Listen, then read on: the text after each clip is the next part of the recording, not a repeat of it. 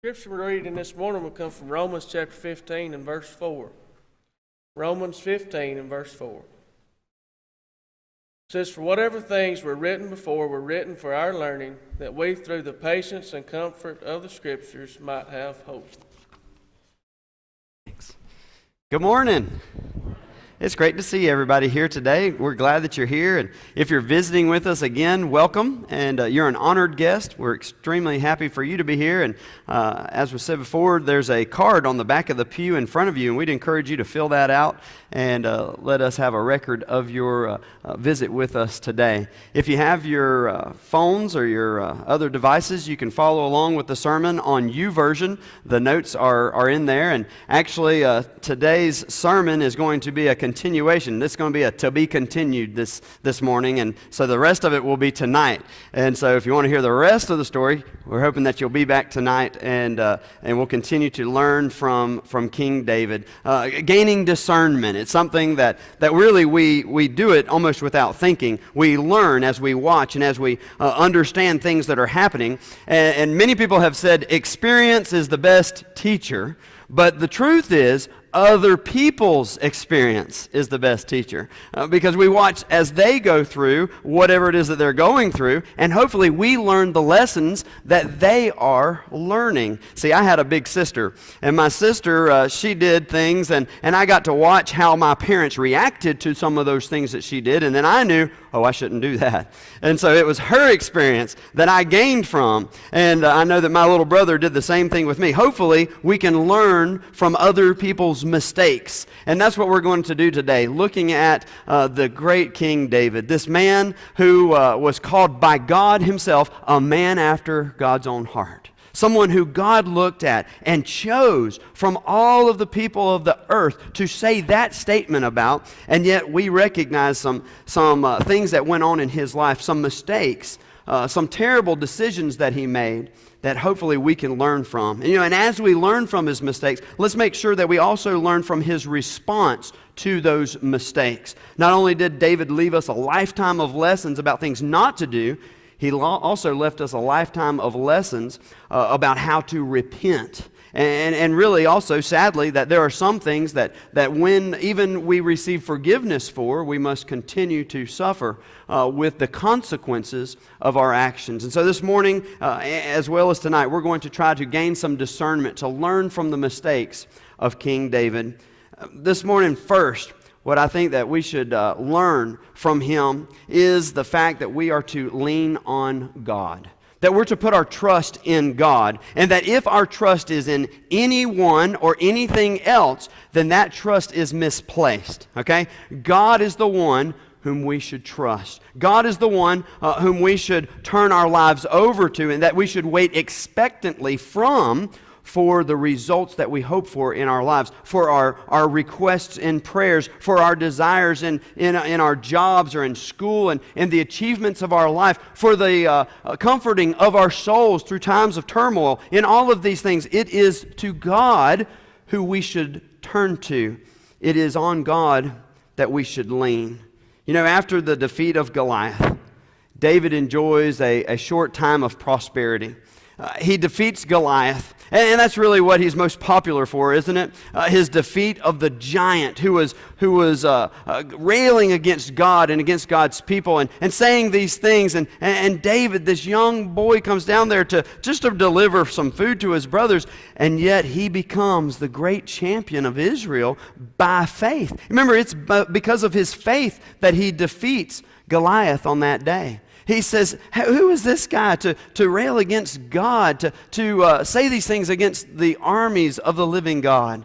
And so he stands there, a young man of faith, and he puts his faith out there on the line, and of course God brings the victory because of him. Now, just for a moment, let's think of that David. At the beginning. Because remember, even before he met Goliath, Samuel, the prophet, had been sent by God to anoint David to become king. So in the back of his mind somewhere, he understands. He knows that God has made a choice of him. He understands that something has been said about him, that he's going to be special, that his life has a purpose, and a very important purpose. And he knows God, that he's going to deliver him, that he's going to see him through. And so after the defeat of Goliath, David enjoys this time of prosperity. He becomes a leader in the army of King Saul. He goes out and fights the battles of King Saul and is extremely successful, victorious. He becomes known as a great warrior and a leader of other men. And yet there are then some things that happen to him that come into his life that really bring him down. I can just imagine, David riding high on success. Even the people, as he returns into Jerusalem, they're singing, David has killed his tens of thousands and Saul his thousands. And this, of course, starts to make Saul, the king, feel jealous towards David. And yet this is the same young man who is in his chambers, playing his harp and singing songs to him, calming him. And by the power of God, by the Spirit of God, it says there in 1 Samuel, how that God was using his music to soothe Saul and to help him with the evil spirit that he was plagued with. And so here's David. He's doing these great things, and he's still doing the humble things, the good things that he can for the king. But let's look at a few things that start to happen to him. In 1 Samuel chapter 18 is where we'll start. Starting in verse 10. It says, the next day, after these people have been praising David in the streets, after this, a harmful spirit from God rushed upon Saul, and he raved within his house while David was playing the lyre, as he did day by day. And Saul had his spear in his hand, and Saul hurled the spear, for he thought, I'll pin David to the wall. But David evaded him twice. Now just think for a minute. Here's David. He's been playing in there for the king, and singing to him for a long time now. And here comes Saul with his spear, and he throws it at him. And David's, just strumming along. And he's like, whoa, and kind of dodges out of the way. But it didn't just happen once. I don't know if David kept playing and singing, or if he, was ready to dodge at this point. But twice, Saul throws his spear at him, and he evades it. He gets out of the way. But he also has to start running then. He takes on a lifestyle of someone who is being pursued, someone who is in trouble. And so he has to leave these things that he has known, the pampered life that he's had. And by running away from Saul, remember, the first thing that he loses, something that he had been leaning on, something that had been encouraging to him and helpful to him, was his position as a leader in that king's army. You see, he worked for this guy who just threw the spear at him. He was his boss. And so his position now is taken away from him, even though he's done nothing wrong, but his position is gone. So many times we really enjoy our position. Our jobs give us purpose and bring meaningfulness to our lives. The things that we do, sometimes we're known by the things that we do, and it's taken away from David first. The first thing, the first crutch, if you will, that David sometimes could have been leaning on rather than leaning on God is his position. It's gone. He doesn't have it anymore. And where does David go? What does he do? He goes to his wife. And remember, his wife is Michal. She's the daughter of King Saul. So what does he do? He goes to Michal. And he goes to her. And he's seeking comfort from this one of his best friends, this person who has been with him and taken care of him and loved him. So Michal, she does what a good wife would do. She hides him. She helps him to hide, and she watches over him. Of course, Saul sends men after him, and so what does she do? She actually hides in the bed. In 1 Samuel 19, starting about 12, she makes the bed look like he's laying in the bed, and she tells the bad guys when they come to get him, oh, he's sick. Just give him some time. He's sick right now. He can't do anything. And they see that in there. The Bible even says that she used a pillow made of goat hair and put it up at the top, so it looked like hair. It looked like he was laying there. And so they left him alone for a little bit, but then they come back. And in between, David escapes through the window. And when they come back then, in verse 17, Saul says to Michal, why have you deceived me thus? Why did you make the pillows look like David was in this bed? And now you have let my enemy go, and he's escaped. And Michal answered Saul, she tells a lie here. She says, he said to me, let me go. Why should I kill you? And so she's trying to help him, but she actually makes the situation even worse, because how could she make the king even more angry with David? Well, tell him that he was going to kill me because this is his daughter, remember? And so she lies and says he was going to kill me, so I had to let him go because she's scared of the king also. And so she says this lie. She tells this lie, thinking that she's helping him, but really she just makes it worse for him. So there goes another person who he was leaning on. He loses his position. He loses his relationship with Saul. He loses now his relationship with his wife. It tells us there that Saul took her and gave her to another husband even, and ended that relationship that David had with her. Next, who does David run to? He runs to Samuel. He goes to Samuel and he seeks help from him. And when he gets to Samuel, Samuel takes him in. And not only does he take him in, he goes and they go to a city that's a fortress, a city in the rocks. And they live there, it says. And we don't know exactly how long this period of time lasted, but he's there. And I can just imagine David gaining wisdom from Samuel while they're there. And while they're there, though, something else gets taken from David. In 1 Samuel 25, verse 1, it tells us, and Samuel died. And so there goes his mentor.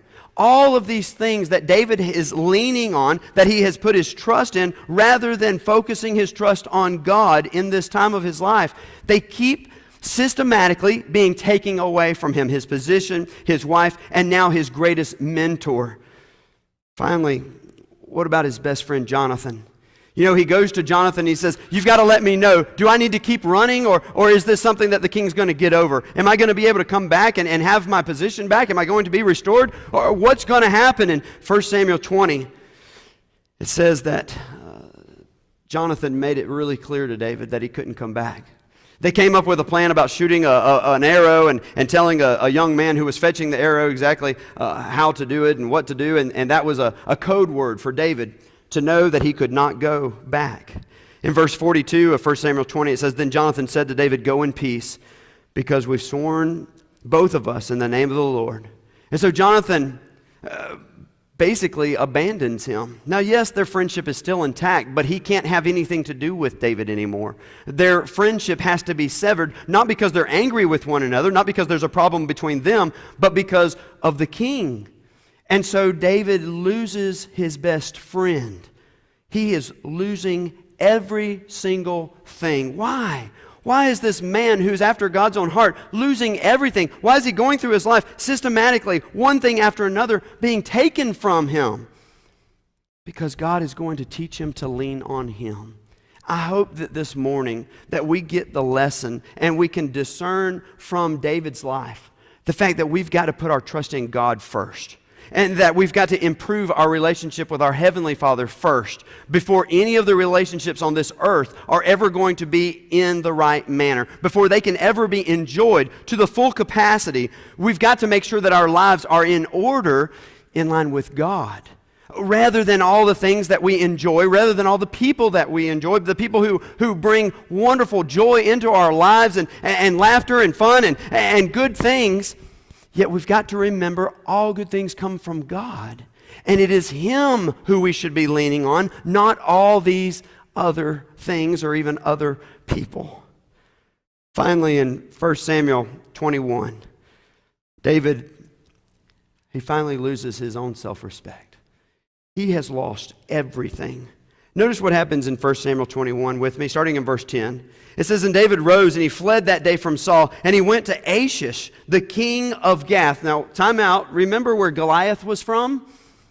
Gath, okay? This is Goliath's king, all right? He flees there. Why is he fleeing to the enemy? He goes to hide with the enemy in order to escape the things that Saul is doing to him. So he goes to Gath. He goes to the king there. And it says, and the servants of Achish said to him, is not this David, the king of the land?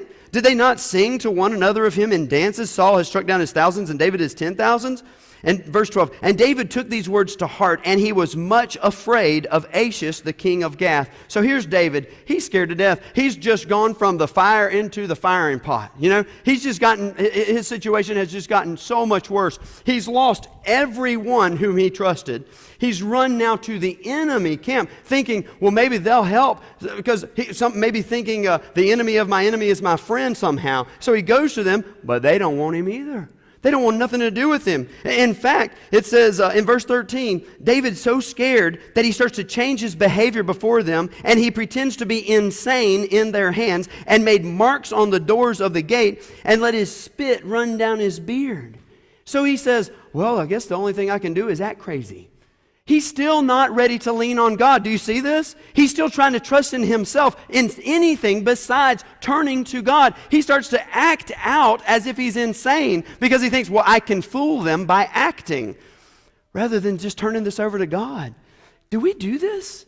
Is this something that maybe we've done in our lives? Somehow, when maybe things aren't going our way, when things seem like they're turning to a wrong way, and our lives aren't going the way that we want them to go, do we turn to everything else we possibly can before we turn to God?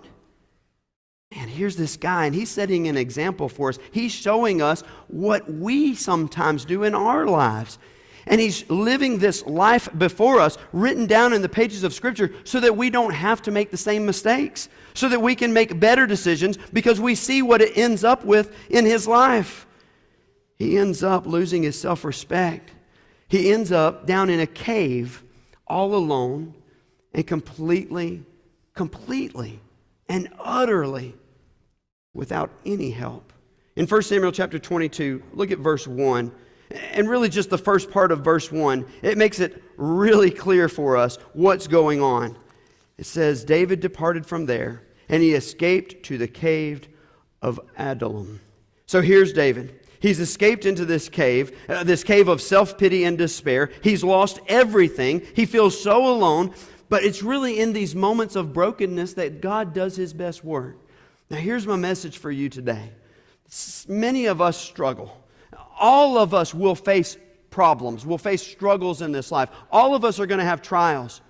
But don't turn your trust to anything besides God.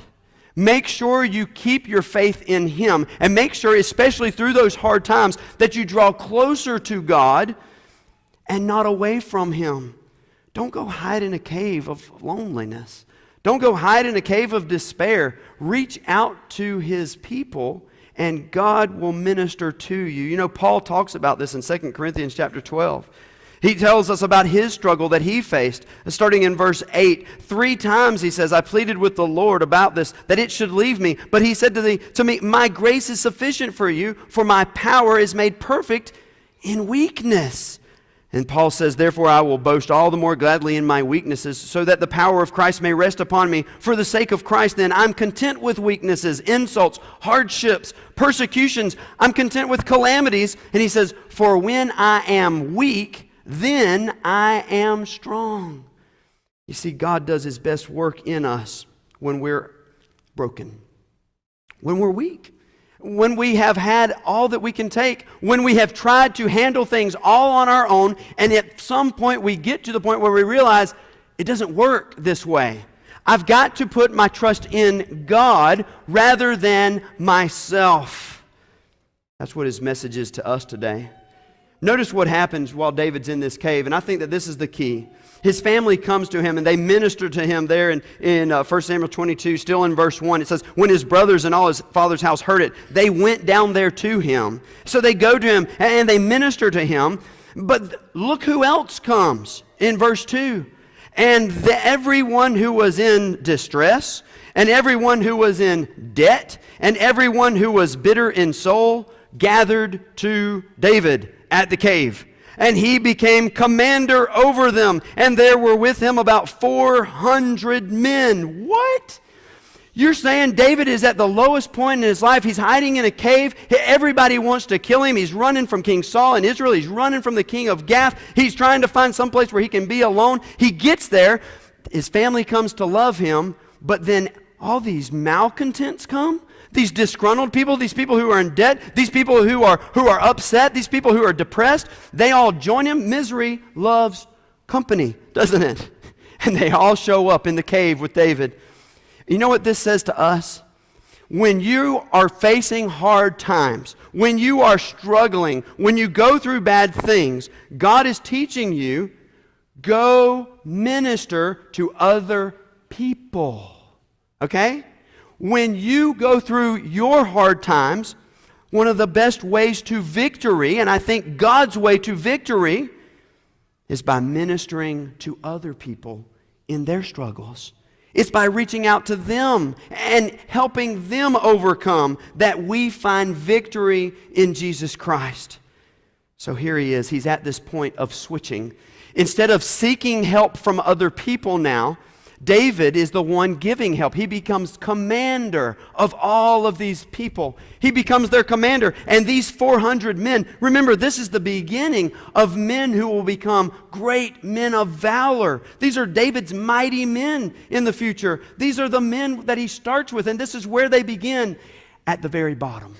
Broken, helpless, and depressed.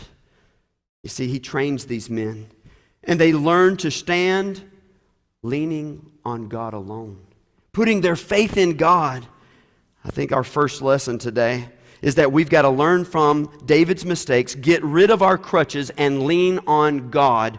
Make sure that your faith in God is strong enough to lift you up by His power and not by your own. Because if we will focus not only on our struggles, not on the things that we have to face, but if we'll start ministering to others in their trials and in their struggles, that's when we'll find the victory that God has for each one of us. So let's learn from David. Don't lean on anyone but God. And while you lean on God, make sure you give that strength to others also. And then last this morning, never give up on God. Never give up on God. You see, at this point, David he's starting to run from Saul. He trains these mighty men of valor, and what they start to do is they start to basically be a police force throughout southern Israel. They go around and they make sure that bandits don't steal the herds or kill the shepherds of the people who live in this southern area. He's protecting them. He's helping them. He's making sure that things are going well for them. They are gaining increase financially and every other way, because David and his men are there to help them, to care for them, to make sure that things are done right.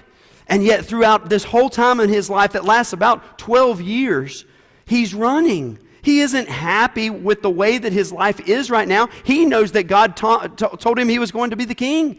He knows because everybody reminds him. Everyone talks about it. Everyone knows who he is supposed to be. And yet he's not that guy yet. And while this is going on, we read about a moment in time where Saul, he's alone, and David is actually in the same cave, hiding from him, and Saul goes in there. And David could kill him. David could end the running right then, but he does not do it. He spares the life of Saul because Saul is God's anointed king. And so out of respect for God, David allows Saul to live. And that's just the first time. He does it again a little bit later. See, running and gunning is no fun to David. It would have been great for him to have been able to end it, but he didn't at that point out of respect for God. So he spares Saul's life. And then it happens again as we're going through 1 Samuel. He has another chance to kill the man who's persecuting him, and he doesn't do it out of respect for God. And so here he is. He's being taken care of by wealthy men whom he's protecting, and David knows he's the Lord's anointed, and yet he continues this lifestyle. You know, over in Galatians 5, 7 through 9, the Bible tells us, "Do not be deceived. God is not mocked, for whatever one sows, he will also reap.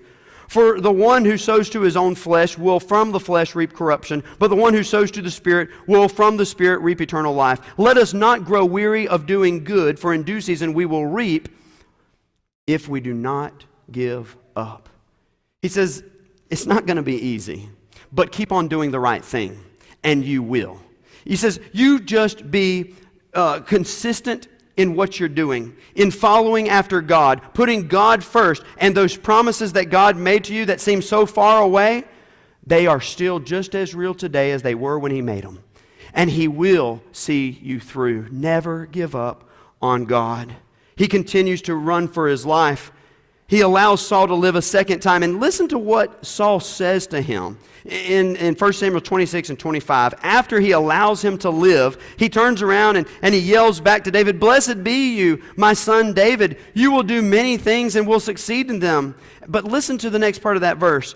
So David went his way, and Saul returned to his place. There in 1 Samuel 26, 25. Think about the implication of that verse. It says David continued to have to run for his life. Saul got to go back to the palace. And David sees this. This is his life. How come good things keep happening for the bad guy and bad things keep happening to the good guy? How come he keeps going back to the palace and David keeps on having to be on the run, living in caves, living under trees, living in the woods, fighting for his life all the time? Why is this going on in his life? And this point brings David to a decision that he makes, and it's not a good decision. There in 1 Samuel 27 and verse 1, David says in his heart, "Now I shall perish one day by the hand of Saul. There's nothing better for me than that I should escape to the land of the Philistines." Wait a second, haven't we done this before, David? Haven't we tried this before? Haven't we turned away from God and gone into the land of those who forsake God, those who ridicule God? Haven't we already done this, David? But that's what he does. And it says, "Then Saul will despair of seeking me any longer within the borders of Israel, and I shall escape out of his hand." David makes a wrong decision desiring peace. He just wants peace. He just wants things to be easier in his life, and they become easier. Saul does quit chasing him because he goes into the land of the enemy. Okay? He gets the peace that he wants. But do you know what happens while he's there? He makes friends with the king. The king says, of the Philistines, he says, "You know what, you can have this area, just go down there." So David goes down there, and you know, this is about 2 years of his life. And do you know that as you go through the Psalms that David wrote, there's not one psalm written during these 2 years. There's not one psalm written during these 2 years of exile while he's down there living with the godless, living with those who ridicule God's people, who even attack and kill God's people. You see, you can't live with one foot in the world and one foot in the church. You can't try to make friends with those who are the enemies of God and at the same time expect the blessings of God. It doesn't work that way. And David is showing us this in his life. He's showing us how it is coming about in his life. Don't forsake God's way for an easier path. Don't decide that somehow God's way is not easy enough, and so I'm going to just join up with what the world is doing. I'm going to agree with those who are outside of God's will and living in rebellion to Him so that I can enjoy some peace. He says, no. He says, you trust in God through the struggles, through the trials, and God will see you through. Church, remember what God has promised us in 1 Peter 2, starting in verse 9. But you are a chosen race. What did he tell David? You're a chosen man. He anointed him as the king over Israel well before he became king. And here he is, though, running for his life. But he's got to keep this promise in mind, just like God made us a promise. You are a chosen race. You are a royal priesthood, a holy nation, a people for His own possession, that you may proclaim the excellencies of Him who called you out of darkness into His marvelous light. He's called us out of darkness. Let's not return. Should we continue in sin that grace may abound? God forbid. Romans 6 and verse 1. God forbid. No, we can't go back to those things. David never should have gone back to Philistine. He should have stayed faithful and continued in the way of God. Even though times are hard, stay with God. He's not going to give up on you. Don't give up on Him. The verse goes on in 1 Peter 2. It says, but now you're the people of God. Once you did not receive mercy, but now you have received mercy. Beloved, I urge you as sojourners and exiles to abstain from the passions of the flesh, which war against your soul. Remember who the real enemy is. Remember that God is your friend and God's the one who will see you through. In verse 12, keep your conduct among the Gentiles honorable, so that when they speak evil against you, they may see your good deeds and glorify God on the day of visitation. He says, no, you turn that on its head. You turn it around, because what you think and what many times in our world, in our society, what people think would be the right thing to do is the wrong thing to do. We should have kept our trust in God, and we should have stayed the path that He would lead us through. So don't succumb to the desires of this world. Don't give up on God. And don't ever think that He's forgotten the promises that He's made to you. You see, David was running for his very life. He could have been killed at any moment in time, and he knew it. But he stayed faithful. Yeah, he had some setbacks. Yeah, he had some times when he doubted. Yeah, he had some bad decisions in there. He had 2 years of time that he didn't do what he should have been doing. But God was still there. And God continued to help him. And at the end of those 2 years, David comes back to Judah and rules there for 7 years. And then, of course, he becomes king over all of Israel. And he rules it as the greatest king that we read about in the Bible by the blessings of God, because his faith was fortified through these struggles and through these bad times. Charles Swindoll writes in his book about the life of David, when a man of God fails, nothing of God failed. When a man of God changes, nothing of God changed. When someone dies, nothing of God dies. When our lives are altered by the unexpected, nothing of God is altered or unexpected. You see, God knows, and He is with us in every aspect of our lives as we struggle to overcome, as He lifts us up out of the struggles, as He lifts us up out of the sin that we choose sometimes over Him, because His love is faithful, and He's never going to turn His back on you, even though people might fail. Even though we might make bad choices, even though we might go the wrong way, as David did sometimes, God never does. And He'll always be there. He says in Isaiah 65 and verse 24, "Before they call, I will answer. And while they are yet speaking, I hear them." You see, there's hope for us. There's still hope for you. There's still hope for me. Because God says, I already know what you're going to ask before you ask it. I'm in front of you and I'm behind you. I'm holding you up, and even though I'm so far above you in holiness, He says, I'm with you, and I will see you through. So don't give up on God. Don't give up on God's way, and never forsake God's way for the way of the world, because He will see you through whatever it is that you're facing. Recognize that the victory lies in God's way. The victory lies in keeping your trust in God and in ministering what you've learned from God to other people. This morning, maybe you're here and you're not a Christian. We want to encourage you to become a Christian. If you are a Christian and you're struggling, please know this is a group of people who want to encourage you because of the encouragement we've received from God. Because He's helped us, each one of us, as we've struggled. And now we need and owe it to each other to help others as they struggle. And let's share those struggles with each other and lift each other up and bring strength to each other through the times of trials. If you have any need this morning, won't you come while we stand and we sing this?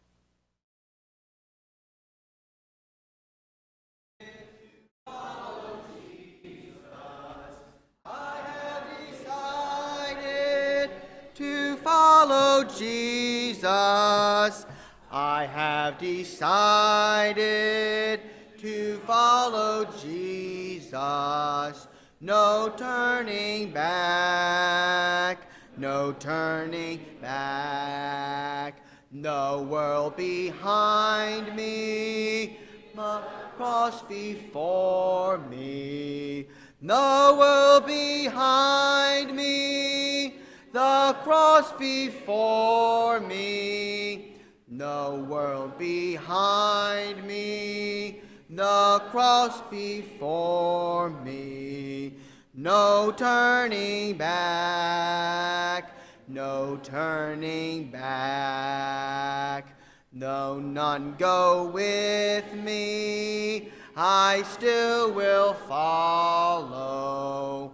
Though none go with me, I still will follow. Though none go with me, I still will follow.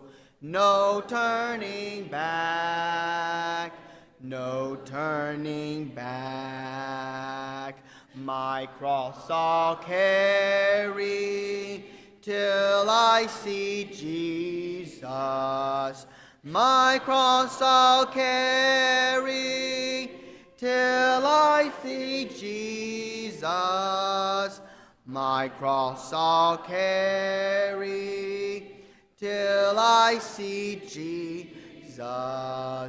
No turning back, no fall. follow him? Will you decide now to follow Jesus? Will you decide now to follow Jesus?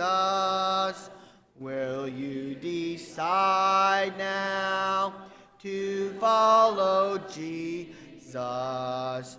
No turning back, no turning